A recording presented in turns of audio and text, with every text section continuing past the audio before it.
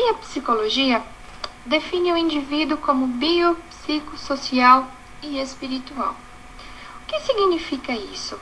Que nós temos então um corpo físico, que nós temos aí uma vertente biológica, que nós temos o psico, então que nós temos uma mente, nós temos pensamentos, emoções, comportamentos que fazem parte desse indivíduo. Nós temos o social, então, que é a nossa relação com o próximo, é a nossa relação com o mundo, como comentamos agora há pouco. E temos também o espiritual. Dentro desse conceito da psicologia, dentro da ciência de psicologia, não podemos trabalhar a parte de reencarnação, como conhecemos no espiritismo.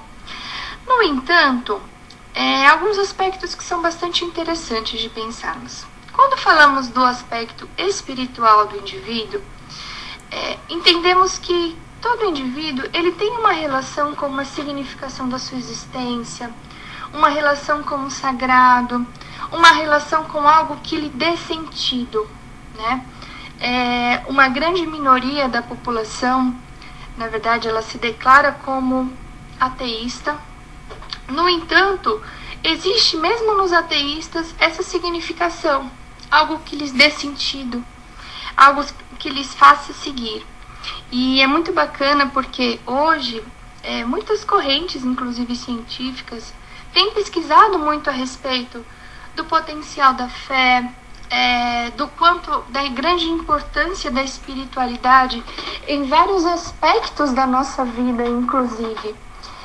Há um núcleo de pesquisas em espiritualidade e saúde, o NUPS, que tem inclusive canal no YouTube, que tem um site também. Então, é um núcleo de pesquisas da Universidade Federal de Juiz de Fora, que trabalha muito a questão da espiritualidade no indivíduo. Então, dentro de um consultório, o psicólogo não é vetado, inclusive a nós, doutrinar um paciente numa determinada religião. No entanto, reconhecemos o grau de importância disso junto à sua existência, junto às suas escolhas, o quanto isso contribui para que o indivíduo se fortaleça, para que ele consiga, então, cumprir e seguir a sua missão sempre. E é interessante porque dentro da psicologia, embora não trabalhemos o aspecto reencarnatório, na parte científica, já é considerado o conceito de temperamento. O que seria temperamento?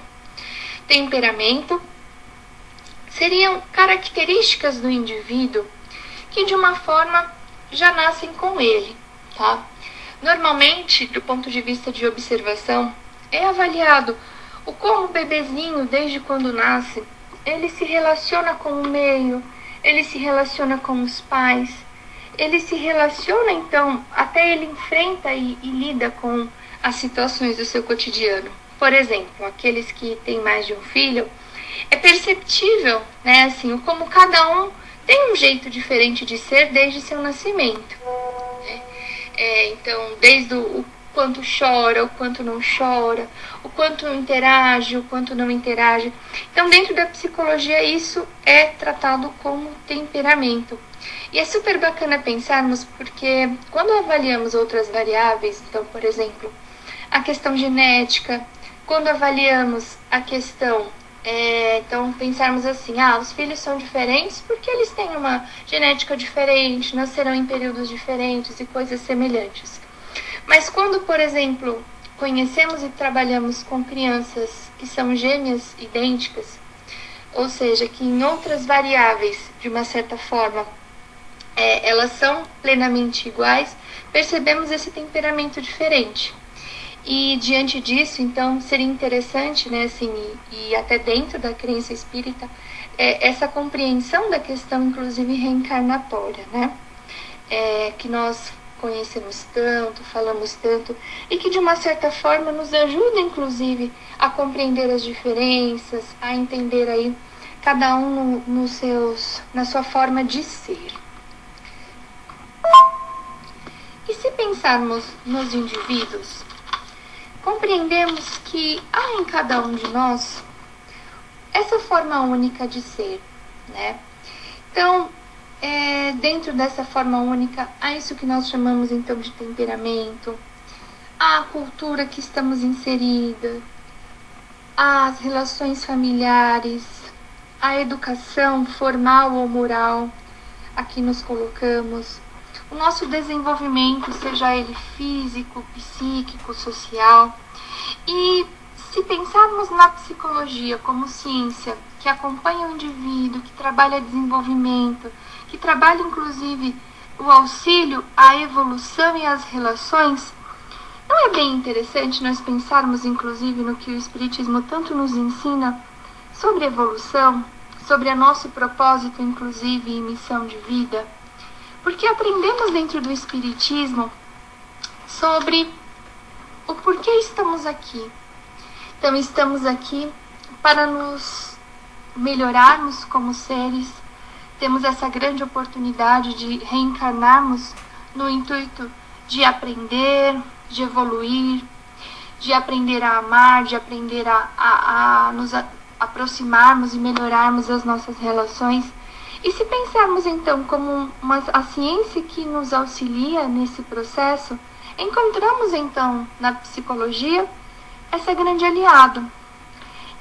Há muitas referências dentro da própria literatura espírita de livros que nos auxiliam nesse processo de autoconhecimento e muitas vezes aquele que chamamos também de reforma íntima, né? Particularmente, gosto bastante dos livros da Hermance Dufour, inclusive aquele que é bastante conhecido, né, o Reforma Íntima Sem Martírio. Mas temos também, por exemplo, Joana de Ângeles, que também traz muitos livros que trabalham essa questão do próprio autoconhecimento, do próprio desenvolvimento, da interpretação e reconhecimento do mundo, das pessoas, das situações. Então, é muito bacana nós também, muitas vezes, nós aprendemos a separar as esferas. Então, no sentido de religião, né, assim, religião e ciência, né, embora no Espiritismo nós aprendemos que não há divergência e sim convergência entre ambos, né, assim, a doutrina espírita é essa junção de ciência e religião. Porém, no nosso cotidiano, será que nós conseguimos sozinhos, muitas vezes, buscar esse auxílio, conseguir mudar essa transformação, essa reforma? E podemos, então, buscar o auxílio da psicologia, dos profissionais de psicologia, né, para nos auxiliar nesse aspecto. Quantas vezes nos cobramos de coisas que não conseguimos ainda ver em nós, não conseguimos ainda perceber em nós, ou que percebemos demais nos outros, mas que em nós ainda não temos esse despertar.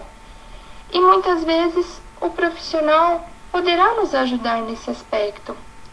É interessante de pensar que, na verdade, trazemos normalmente o conceito relacionado ao psicólogo, né? Ainda há muito aquele tabu do eu não sou louco para ir no psicólogo. Muitas vezes já recebemos pacientes que chegam assim, cheio de autopreconceitos, inclusive, cheio de medos relacionados a isso.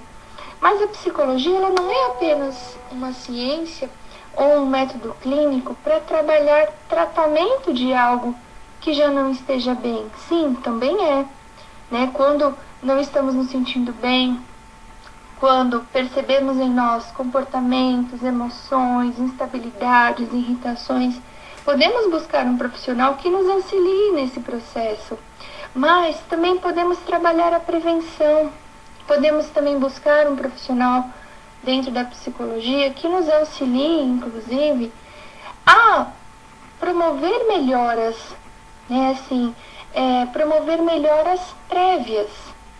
Identificar e nos ajudar naquelas metas pessoais de coisas que ainda não conseguimos observar, não conseguimos ainda trabalhar em nós. E ele então poderá nos auxiliar também.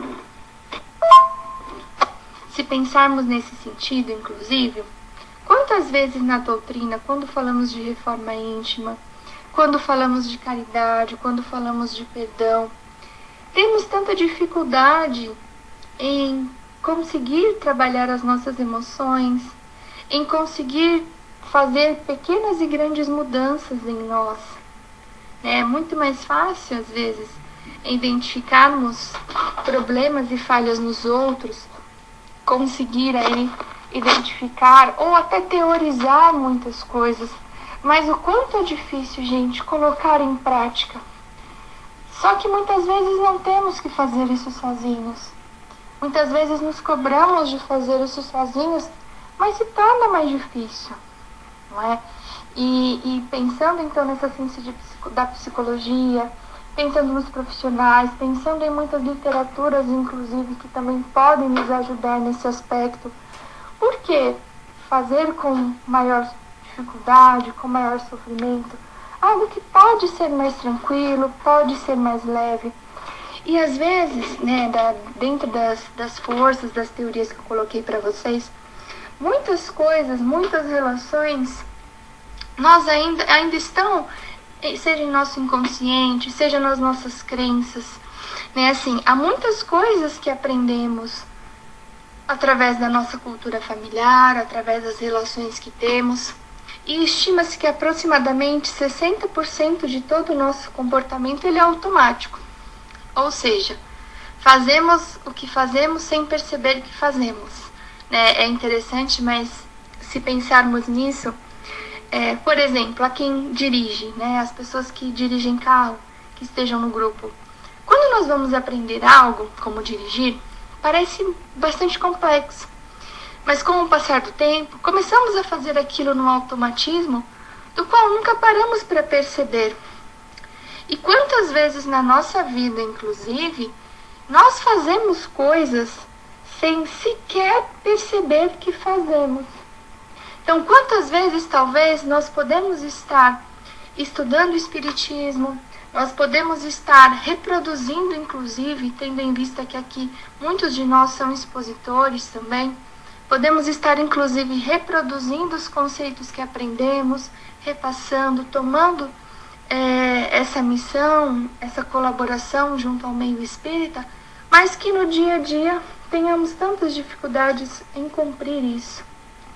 Uma coisa que também é muito bacana de nós pensarmos em relação ao acompanhamento psicológico, em relação realmente a buscar um profissional também, é no sentido de que dentro do consultório não há julgamento, há sigilo, é aquele lugar onde podemos trazer nossas dificuldades, onde podemos trazer nossos medos, onde podemos trazer nossas culpas e sermos ouvidos em nossa unicidade, né? Nós nos parecemos, ou muitas vezes buscamos muito, nos comparar ou nos enquadrar em um determinado grupo, e teremos sempre coisas similares em grupos diferentes. Hoje, por exemplo, nos encontramos aqui similarmente nesse grupo espírita. Então, todos que aqui estão de alguma forma, ou declaram-se espíritas, ou simpatizam com a doutrina, ou conhecem a doutrina. Mas cada um de nós é um indivíduo único. E quantas vezes nossos sofrimentos, nossas culpas, nossos pesos que trazemos são também por coisas que temos dificuldade em trazer, em falar, em compreender.